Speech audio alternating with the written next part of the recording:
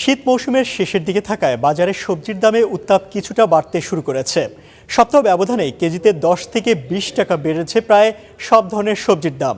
রাজধানীর বিভিন্ন বাজারে বাড়তি কাঁচামরিচ, টমেটো, ফুলকপি, বাঁধাকপির দামও কিছুটা স্থিতিশীল থাকার পর বাড়ছে ব্রয়লার মুরগির দামও। এদিকে রমজানকে সামনে রেখে ঊর্ধ্বমুখী ছোলা আর চিনির দাম, তবে পেঁয়াজের বাজারে আছে কিছুটা স্বস্তি।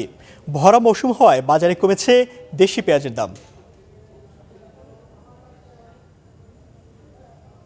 দর্শক, রাজধানীর খিলগাঁও বাজারে আছেন সহকর্মী আতাউর নিয়ন। সবজির দামের বিস্তারিত জানবো তার কাছ থেকে।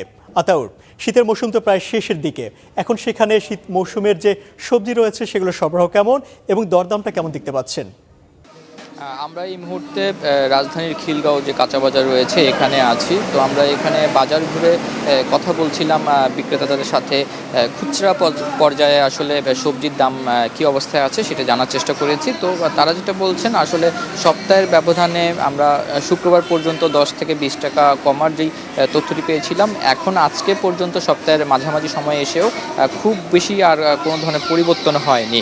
যেমনটি জানাচ্ছিলেন ব্যবসায়ীরা যে শীতের যে সবজিগুলো আছে মৌসুম শেষের যে বিষয়টি বললেন, এই মুহূর্তে তারা বলছেন যে এখনও শীতের পুরোপুরি মৌসুম শেষ বা এখনই দাম বেড়ে যাওয়ার কোনো আশঙ্কা করা যাচ্ছে না, কারণ আগামী সপ্তাহে বা আরও 1 থেকে 2 সপ্তাহ নাগাদ শীতের যে সবজিগুলো আছে সেগুলো বাজারে পর্যাপ্ত পাওয়ার সম্ভাবনা রয়েছে। তবে গরমকালের বা গরমের সময়ের যেই সবজিগুলো রয়েছে সেগুলোর দাম কিন্তু অন্যান্য সময়ের থেকে খুব বেশি চওড়া।